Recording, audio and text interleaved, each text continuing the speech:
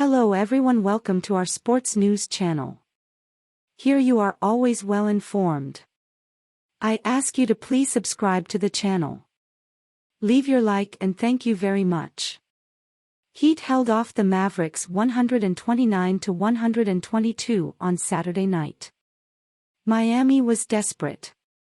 So was Dallas.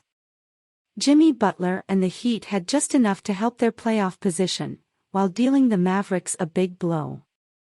Butler had 35 points and 12 assists, Cody Zeller added 20 points, and the Heat held off the Mavericks 129-122 on Saturday night to snap a 3-game losing streak. Max Strus and Kevin Love each scored 18 and Tyler Herro added 15 for the Heat. Miami won despite allowing Dallas to shoot a season-best 61%. I wouldn't necessarily have drawn it up this way, Heat coach Erik Spoelstra said. Luka Doncic was brilliant again for Dallas, finishing with 42 points, 10 rebounds and 8 assists. Tim Hardaway Jr. had 31 points and Kyrie Irving added 23 points and 8 assists for the Mavericks. A win is a win, Butler said. I don't like the fact that they shot 61%. But I do like the fact that we finally won a game. The Mavs had been 7-0 this season when shooting at least 54%, and fell to 30-2 all-time, including playoffs, in games where they shot at least 60%. Our defense was non-existent, Dallas coach Jason Kidd said. Couldn't get stops.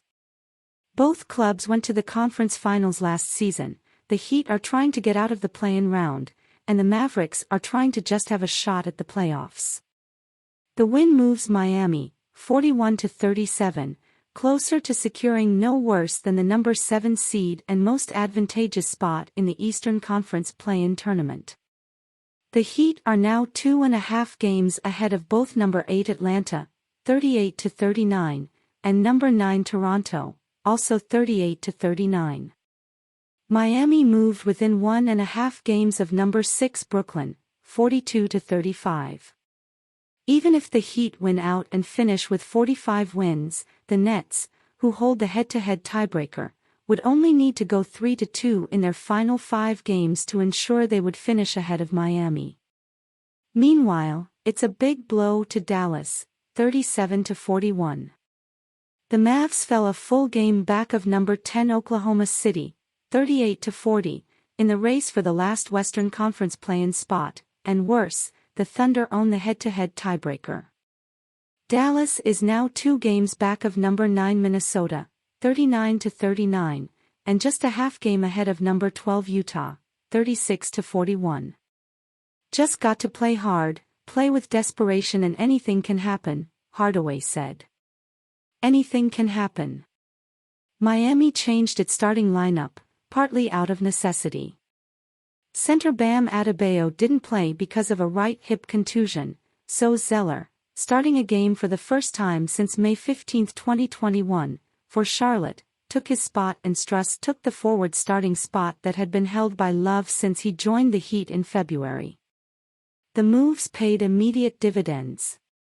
Strus was 3 for 3, all 3-pointers, in his first shift. Love was 3 for 3 from the field and 6 for 6 from the line for 13 points in his first 8 minutes off the bench, and Zeller had 12 points by halftime.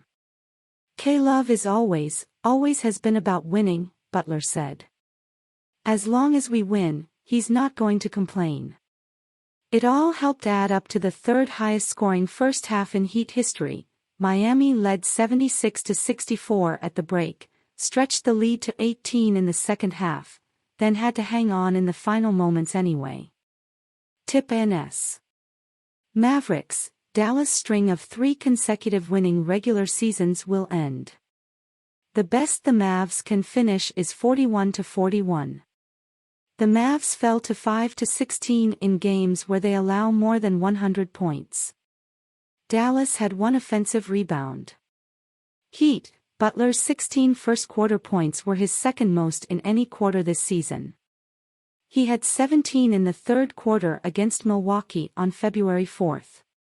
Miami will finish with a record of at least .500 for the fourth consecutive year and the 24th time in its 35 seasons. What's left?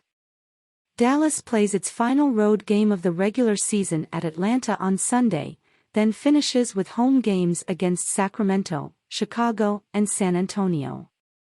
Miami starts a trip to Detroit, Philadelphia, and Washington on Tuesday, before finishing at home April 9 against Orlando.